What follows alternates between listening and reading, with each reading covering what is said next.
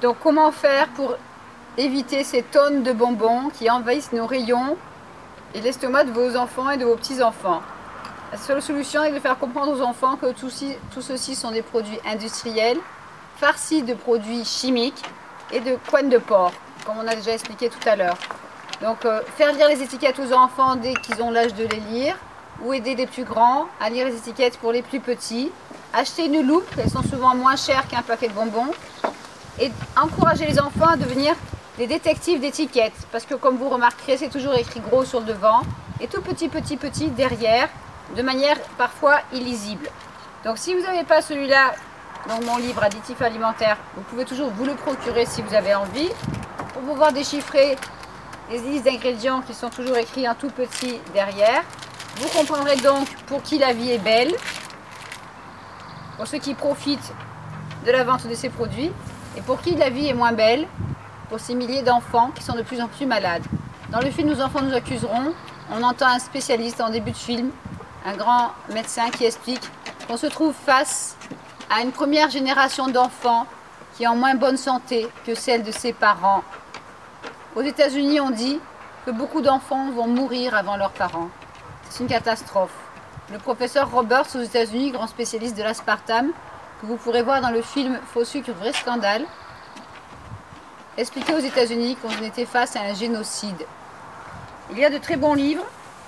Celui-là est en anglais qui dit « They are what you feed them » du docteur Alex Richardson. Comment la nourriture peut améliorer le comportement de votre enfant, son humeur et sa capacité à apprendre. Il y a aussi une très bonne vidéo que je vous conseille sur YouTube qui s'appelle « Enfant » au pluriel, tube à essai sur pattes. C'est moi qui l'ai fait sous-titrer par un ami. Et cette vidéo a été filmée en 2007 en Australie, elle dure 5 minutes. C'est Sudan Gate qui va dans les écoles depuis 21 ans en Australie, qui apprend aux enfants à lire les étiquettes. Et on retire dans cette école les additifs de la cantine. Je sais, en France, ça va être très dur. Et on retire les additifs à la maison. En 2 semaines, tous les élèves de l'école se sentent mieux. Ils dorment mieux, ils ont moins de tremblements, moins d'allergies, moins de troubles du comportement, ils se concentrent mieux. Tous les élèves vont mieux. Allez voir cette vidéo, elle est sous-titrée en français. Il y a aussi, donc je le rappelle encore, le livre « Ton corps n'est pas une poubelle ». Vos enfants ne sont pas une poubelle. Et quand vous mangerez moins de ces produits, vous aurez moins d'emballage à la poubelle aussi, et elle aussi se sentira mieux. Tout comme l'environnement. Il y a aussi ce livre qui s'appelle « Cette bouffe qui nous tue », Dr de Brouwer, et aux éditions Osez dire. Donc moi je ne dirais pas oser dire, je dirais oser lire vos étiquettes. Quelle est la solution pour épargner à vos enfants des crises de folie, des crises de rage, des insomnies, de l'urticaire, des tas de problèmes comportementaux? C'est d'arrêter de manger ça au moins 2-3 semaines et de passer à des bonbons naturels comme des raisins secs, si possible sans huile de palme et sans pesticides, des dattes, donc vous enlèverez le noyau.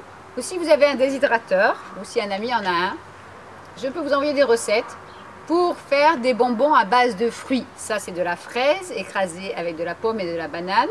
On en fait un smoothie, on peut rajouter un petit peu de miel ou un tout petit peu de sirop d'érable pour les gourmands ou des fruits secs. Et on fait sécher ça à plat, et après on le roule sur lui-même, et on fait sécher à nouveau, et ça donne des bonbons. Avec une plaque de cuir de fruits, on appelle ça du cuir de fruits, on peut faire 40 à 50 bonbons 100% naturels, sans acide citrique, sans gélatine de porc, sans arôme et sans aspartame si possible. Et là, vous pouvez vous faire de très bonnes sucettes. Ça, c'est ma sucette qui tâche la langue. Il y a 2 ingrédients. Ce sont des mûres qu'on a broyées avec un mixeur plongeant dans un bocal, qu'on a passé au travers le mélange au travers d'un tamis pour enlever les graines. Et on mélange avec un peu de miel d'acacia pour ceux qui en ont envie. Et on étale ça sur les plateaux du déshydrateur pour le rouler. Et là, comme c'est pour des petits voisins, j'ai décidé de rouler ma matière première sur elle-même pour faire des sucettes rondes comme ça. Et là, vous avez une sucette qui va rendre la langue de l'enfant violette, mais parce que c'est de la mûre écrasée et du miel. Il y a peu de chances qu'il y ait de l'hyperactivité avec ça. Et là, ce sont juste des sucettes un peu plus longues avec de la fraise, de la pomme, de la banane, de la vanille en poudre et un petit peu de sirop d'érable et que je fais sécher. Évidemment, ça prendra plus de temps, mais si vous faites participer vos enfants ou vos petits-enfants à la réalisation de ces bonbons, ils seront fiers d'avoir fait leur propre confiserie et ils seront certainement moins énervés après ça qu'après ça. C'est à vous de choisir. C'est pas boire ou conduire, il faut choisir. C'est manger des bonbons industriels ou des bonbons naturels, il faut choisir. C'est la vie ou le cancer. C'est à vous de voir. Ça dépend si vous êtes déprimé, pessimiste, si vous vous dites « Oh mais si c'était vrai, ça se saurait. Mon médecin me l'aurait dit. » Or les médecins n'ont aucune formation en nutrition, ni les infirmières. Et aujourd'hui on se retrouve avec des gens de cette classe sociale qui ont des enfants malades et qui ont du mal à croire que ça puisse venir de la nourriture. On se retrouve aussi en France avec des médecins qui travaillent dans les services d'enfants malades et qui n'ont pas le droit de donner de conseils en nutrition, car sinon ils perdraient leur poste. Donc faites attention à ce que vous mangent vos enfants. On peut commencer dès le plus jeune âge et si possible même pendant la grossesse de la maman ou avant la grossesse, car les mamans qui consomment des chewing-gums, des soda light ou des bonbons ou des bouillons cubes pendant la grossesse affectent le cerveau de l'enfant à naître sans le savoir. Et ça c'est prouvé depuis des années aux États-Unis. Je vous souhaite plein de bonheur, je vous souhaite beaucoup de joie et beaucoup de bonne santé pour vos enfants, dans la joie et la bonne humeur. Et je vous dis à très bientôt. Au revoir.